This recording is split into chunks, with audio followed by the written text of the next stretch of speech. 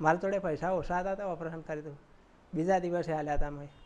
ભૂપતજી મંગાજી ગામ વતન ભુણાવો. સંડાસ જવામાં તકલીફ પડતી, કબજિયાત રહેતો, અપચો રહેતો, ખાવાનું પચતું નહીં, બેચેની રહેતી. પછી મારા એક મિત્ર છે મુકેશભાઈ પ્રજાપતિ, એમને ઓપરેશન અહીં કરાયેલું હતું. તો એમને કીધું હેડો હું જો અહીં લઈ જાઉં દવાખાના. હા વિપુલભાઈના ત્યાં ધીરજમાં અહીં લાયા. એટલે સાહેબે તપાસ કરી, એમ કે ઓપરેશન કરવું પડશે એમ. તો તરત એમના વિશ્વાસથી અમે ઓપરેશનમાં એડમિટ થઈ ગયા. બરાબર, ઓપરેશન કર્યું.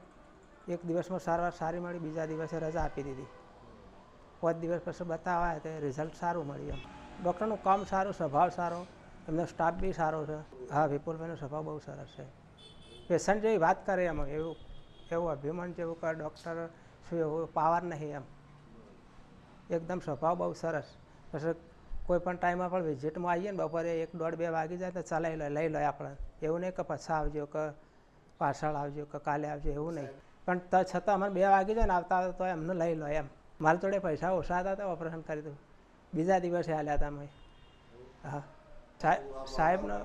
સાહેબનો ખૂબ ખૂબ આભાર. સાહેબે આપણને તકલીફમાંથી બચાયા, એમનો ખૂબ ખૂબ આભાર. એમનો સ્વભાવ બહુ સારો છે.